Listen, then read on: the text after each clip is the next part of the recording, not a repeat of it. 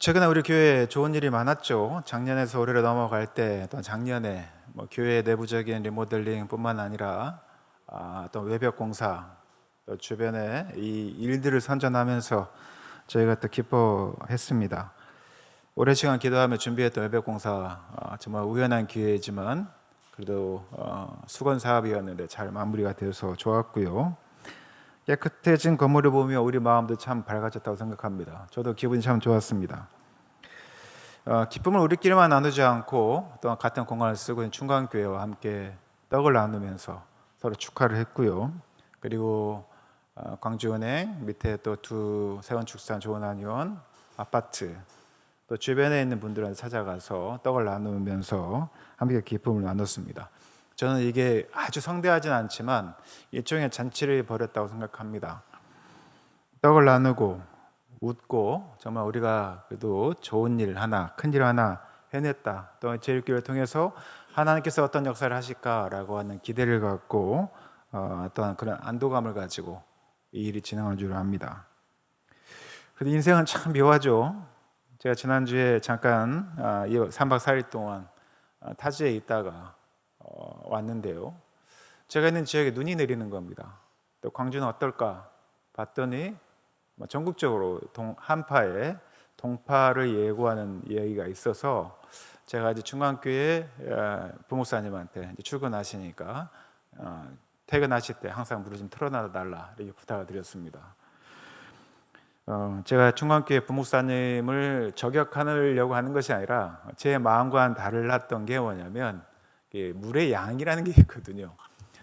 저는 오랫동안 살았기 때문에 어느 정도 물의 양을 틀어놔야 얼지 않는 걸 알기 때문에 이제 물을 틀어달라고만 하고 혹시나 설마 이런 마음으로 수요일날 왔는데 수요일 오전까지는 물이 왔는데요. 나왔는데 제가 수요일 오후에 이제 도착해서 물어보니까 물을 틀어보니까 물이 안 나오는 거예요.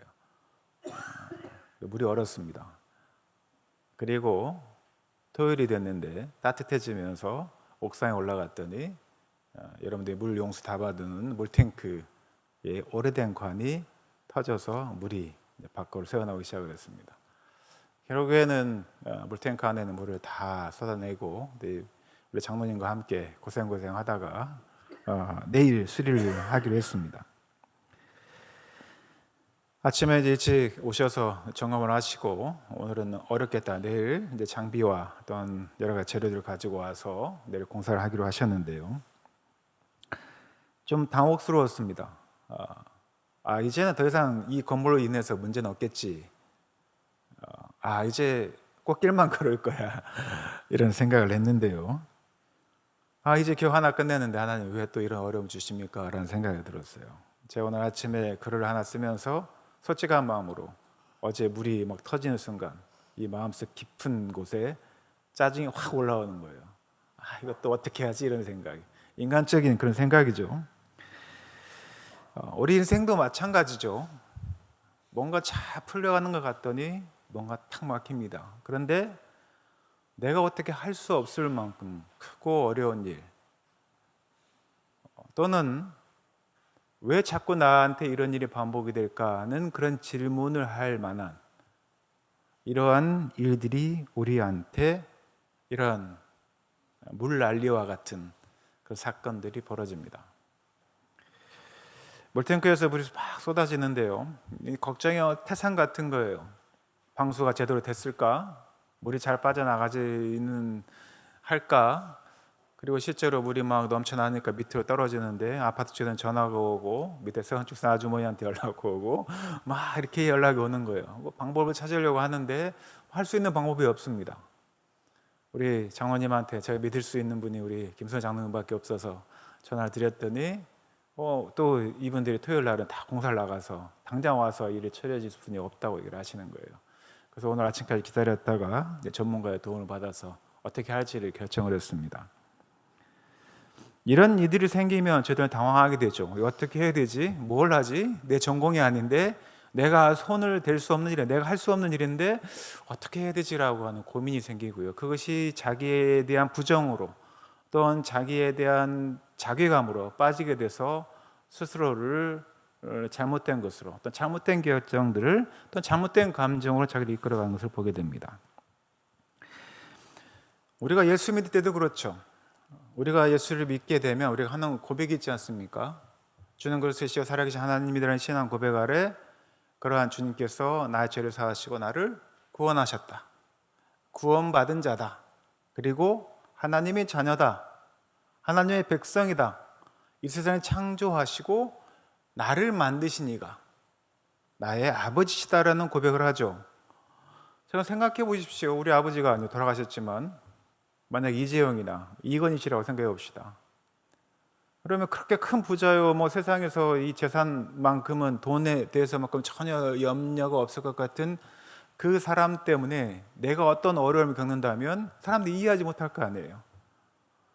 저렇게 돈 많은 사람이, 돈 많은 자녀가 무엇 때문에 고민을 할까? 왜 어려움을 겪는다고 스스로 고민하고 죽기도 하고 여러 가지 잘못된 선택을 할까? 우리는 그런 고민을 할 때가 많습니다. 그런데 우리가 믿는 하나님은 그러한 분들과 비교 불가인 존재이지 않습니까? 우리는 그런 분을 믿고 계시잖아요. 그리고 우리는 그렇게 고백을 합니다. 그래서 우리는 이런 질문을 합니다. 오늘 질문이 뭐죠? 함께 읽어볼까요? 시작. 구원 이후의 삶은 어떤 모습일까? 자, 내가 구원받았다라고 확신하는 순간 구원 이후의 삶은 꽃길이어야 되지 않습니까? 하나님의 자녀인데 그런 질문 앞에 서서 우리는 구원 이후의 삶이 생각과 달라서 당황하게 되죠. 우리는 종종 구원을요, 하나의 종착지로 착각합니다. 내가 구원을 받았으니 이제 모두 다 끝, 이제 꽃길, 이렇게 생각을 합니다. 믿으면 구원받고 구원받았으면 끝났다, 이렇게 여기는 거죠. 그러나 성경은 분명히 이렇게 이야기를 합니다. 구원은 끝이 아니라 시작이다라고 이야기를 합니다. 새로운 여정이 시작이 되는 거예요. 구원은 새로운 인생의 출발선이고 무엇보다도 하나님의 형상을 회복해가는 긴 여정의 시작입니다. 우리가 그 사실을 모르면 구원 이후의 삶에 대한 우리의 당혹감을 감출 수가 없습니다. 우리는 예수 그리스도의 믿음으로 구원을 받았습니다. 죄에서 자유함을 얻었고요. 하나님의 자녀라는 새로운 이름을 얻게 되었죠. 그러나 말씀드린 것처럼 그 이후부터, 그때부터 우리의 삶이 자동으로 편안해지거나 고난이 사라지거나 문제가 없어지는 것이 아닙니다. 오히려 그때부터 우리는 전혀 다른 방식으로 세상을 살아가는 방법을 배우게 되는 것이죠. 그것에 부르심을 받은 사람들입니다. 구원받은 사람은 그 이전과 이후가 다릅니다. 세상 속에서 살아가는 방식이 달라지게 되죠. 같은 길을 걷지만 다른 방향을 바라보고 걷는 사람이 되는 겁니다. 같은 고난을 겪는 것 같은데 소망이 다릅니다. 세상적인 소망과 하나님의 자녀로서의 소망이 달라지는 것이죠. 조금 전에 언급해드린 것처럼 구원 이후의 삶은 궁극적으로 우리가 하나님의 형상을 회복해가는 과정입니다. 죄로 인하여서 무너진 하나님의 형상을 닮은 그리스도인들이 다시 하나님의 형상을 회복해가는, 닮아가는 과정이라고 하죠. 그래서 우리가 좀 어려운 말로 성화라고 이야기를 합니다. 죄로 인해서 깨졌던 게 뭐가 있을까요? 가장 먼저 깨진 게 하나님과 나의 관계죠. 하나님과 나의 관계가 깨지면 인간 대 인간의 관계가 깨집니다. 우리의 생각이 바뀌어졌습니다. 삶의 방식도 하나님의 성품을 닮은 방식이 아닌 죄악된 삶의 방식을 따라왔고요. 그 관성은 여전히 멈추지 않습니다. 그러나 우리가 다시 하나님의 형상을 닮은 그리스도인으로서의 삶을 살아가는 여정이 구원 이후의 삶으로 주어진다는 것이죠. 구원 이후의 삶은 완성된 삶이 결코 아닙니다. 빚어지는 삶이죠. 아직 부족하고 아직 넘어지기도 하고 아직 연약하지만 분명히 이전과는 다른 방향으로 가고 있는 삶이 구원 이후의 그리스도인의 삶입니다. 말씀드린 것처럼 이 여정은 언제나 꽃길은 아닙니다. 우리가 예배 드릴 때 너무나 기쁘고 행복하고 또 일상 가운데 우리의 참 기쁨들이 넘쳐날 수 있지만 항상 꽃길은 아니죠. 오늘 본문은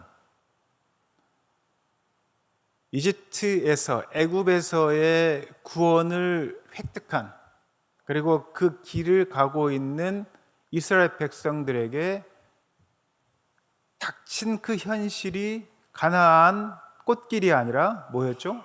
광야였습니다. 40년 동안의 광야의 길을 갔습니다. 그들은 구원받은 줄 알았는데 구원 이후의 삶이 꽃길이 아니라 광야였습니다. 많은 순간 그들에게는 광야 같은 사람들이 그들을 지치고 힘들게 했을 수도 있습니다. 광야의 길을 가는 게 뭘까요? 길이 보이지 않을 수도 있고요. 물이 없고 그늘이 없고, 무엇보다도 가장 답답한 것은 내가 왜 이 길을 가야 하는지 이해되지 않는 시간들, 사건들이 우리 앞에 닥치는 겁니다. 그런 인생들이, 그러한 순간들이 우리 인생에 찾아오죠. 아무리 신앙생활을 오래 해도 순간순간 이해할 수 없는 그러한 길들, 방향들, 사건들이 우리에게 찾아옵니다. 분명히 믿음을 가지고 있는데도 불구하고요, 여전히 삶이 버겁고 기도해도 상황은 쉽게 바뀌지 않고, 어떤 때는 하루하루를 버티기 힘들 때, 버거울 때조차도 있습니다. 그래서 우리가 이렇게 묻게 되는 거죠. 하나님, 주님, 제가 구원받은 사람이라면 왜 이렇게 힘든가요? 왜 구원 이후의 삶이 이렇습니까? 라고 우리는 질문하게 됩니다. 그건 솔직한 질문입니다. 오늘 본문에서도 여러분들이 보시는 것처럼 하나님께서 구원하신 사람들을 곧바로 편안한 땅 가나안으로 데려가신 적은 거의 없습니다. 이스라엘 백성도 애굽에서 구원받았지만 바로 가나안으로 들어가지 않았습니다. 광야를 지나야 했고요. 그리고 이 광야는 결코 이스라엘 백성들에게 불필요한 길이 아니었습니다.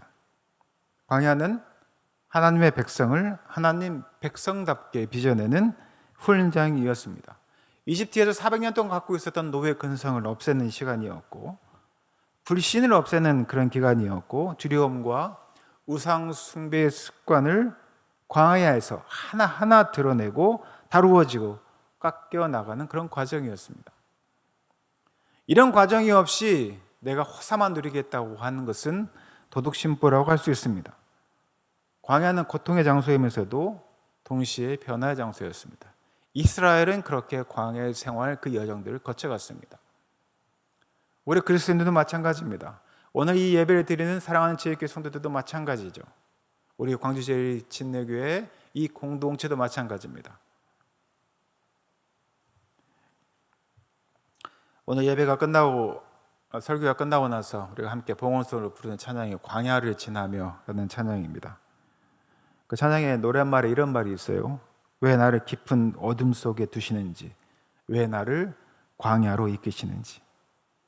결국은 이 고백은 주님이 나를 단련하시고 정결케 하시며 나를 통해 영광 받기를 원하신다라는 고백으로 이어집니다.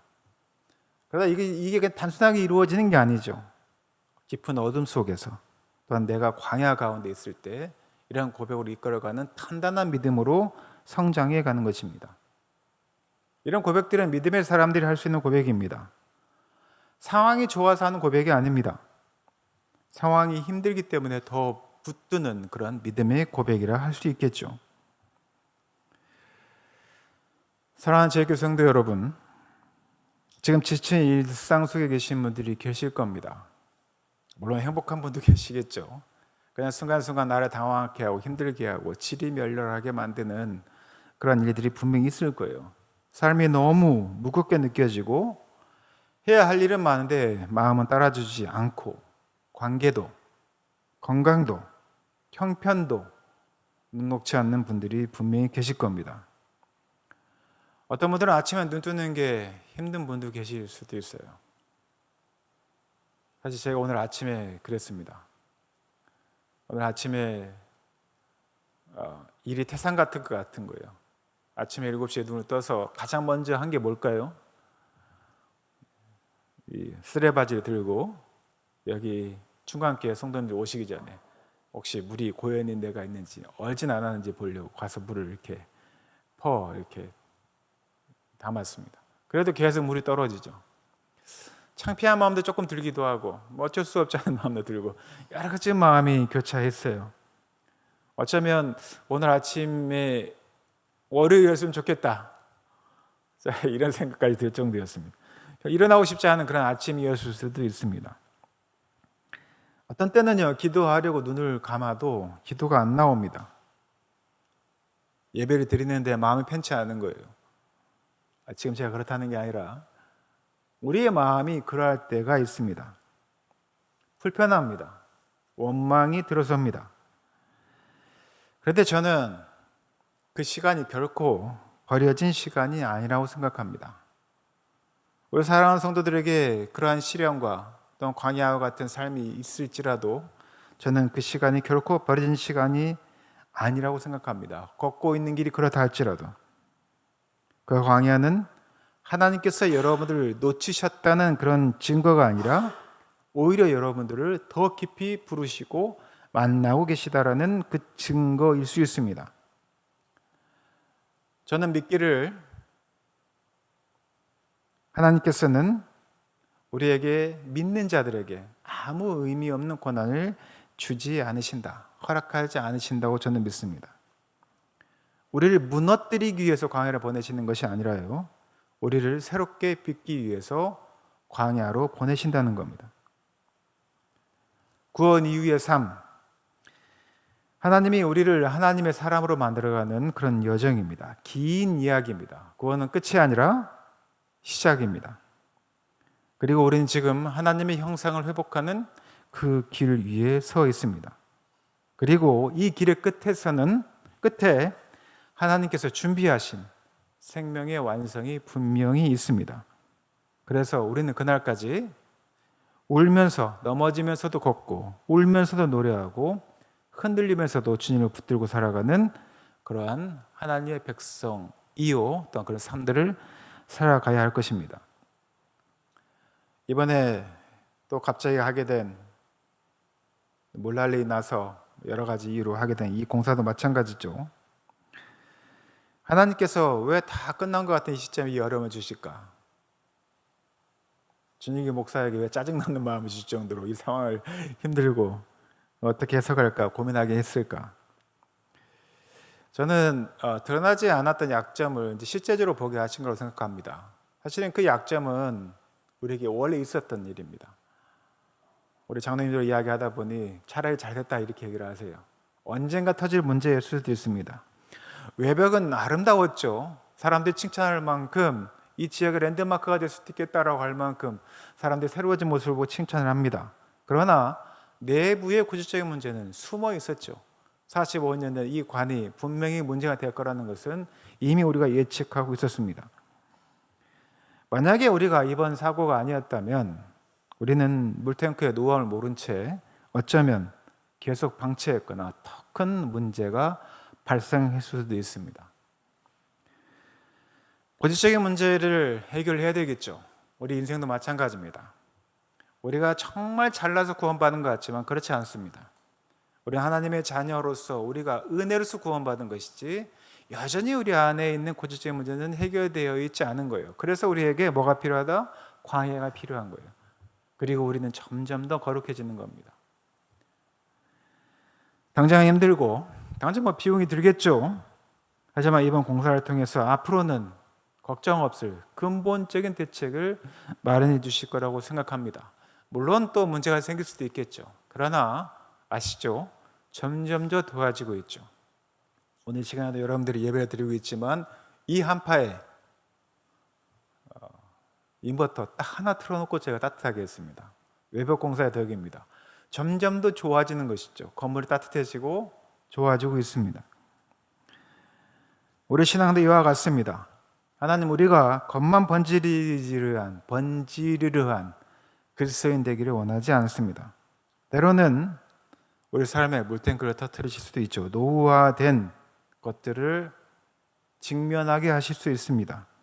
우리 내면에 고질적인 불신과 두려움과 또 우상 숭배의 습관들을 깎아내기를 원하십니다. 광야는 고통의 장소인 도시에 또 가장 확실한 변화의 장소입니다. 말씀에 맺겠습니다. 사랑하는 제 성도 여러분, 오늘 비록 주일이고 여러분들 예배를 드렸지만 오늘 하루도 쉽지 않을 수도 있습니다. 그런데 장담하건대 예수 그리스도를 주로 고백한 하나님의 자녀 그리스도인들은 결코 혼자가 아닙니다. 하나님이 함께 하시고 제일교회 공동체 우리 지체들이 함께하고 있습니다. 무엇보다도 주님이 여러분들과 함께 그 광야를 지나고 계십니다. 그리고 그 길 끝에서 여러분들은 지금보다 더 하나님을 닮은 모습으로 서 계실 겁니다. 그 소망을 붙드셨으면 좋겠습니다. 오늘도 주님과 함께 한 걸음씩 걸어가는 그러한 걸음가는 때마다 주님께서 함께 하심을 믿으시고 이 광야의 여정들을 잘 극복하셔서 하나님의 형상을 닮아가는 그 과정들을 잘 지나감으로 그 끝에서 하나님을 닮아있는, 너무나 하나님을 닮아있는 그런 그리스도인으로 거듭나는 사랑하는 제 교성도 되시기를 예수님의 이름으로 축원하고 부탁드립니다. 함께 기도하겠습니다.